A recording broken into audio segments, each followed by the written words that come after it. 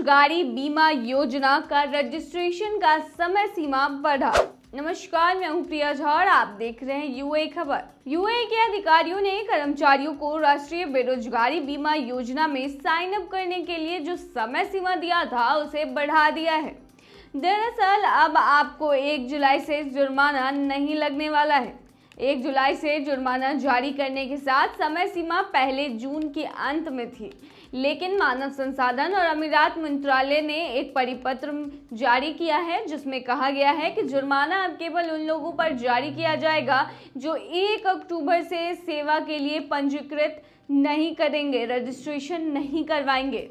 मंत्रालय ने कहा है कि अब तक इस योजना में 46 लाख से अधिक ग्राहकों ने पंजीकरण करवाया है। जनवरी 2023 से लागू होने के बाद से बेरोजगारी बीमा योजना में जो भी उल्लेखनीय सफलता हासिल की है वो सामाजिक सुरक्षा प्रदान करने के साथ साथ गुणवत्ता बढ़ाने के मामले में लाभ के बारे में लाभार्थियों और समुदाय के सदस्यों के बीच उल्लेखनीय जागरूकता को दर्शाती है।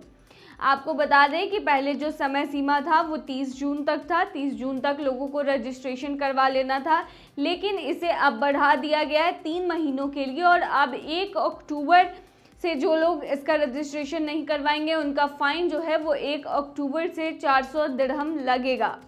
आपको बता दें, पंजीकरण की जिम्मेदारी प्रत्येक कर्मचारी की है। दिए गए समय सीमा से पहले साइन अप करने में विफल रहने पर जुर्माना 400 दिरहम निर्धारित किया गया है।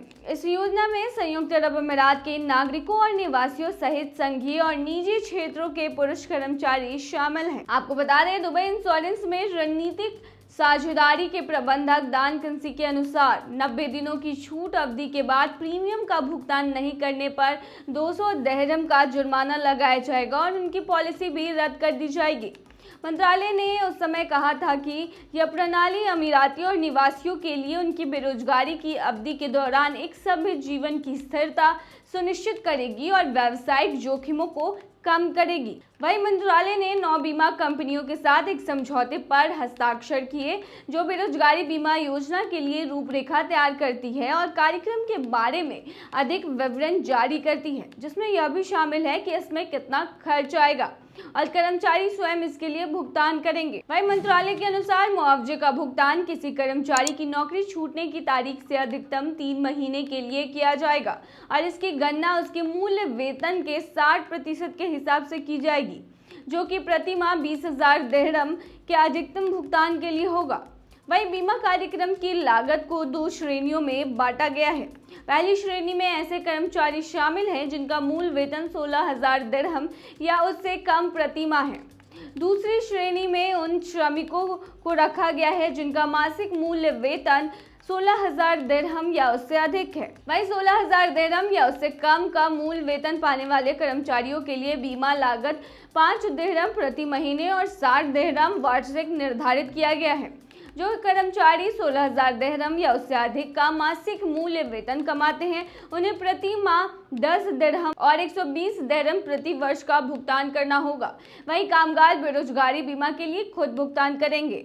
इसको लेकर मंत्रालय ने कहा है कि इसका भुगतान महीने पर, 3 महीने पर, 6 महीने पर या साल भर पर किया जा सकता है। बीमा पॉलिसी का मूल्य भी वैट के अधीन होगा।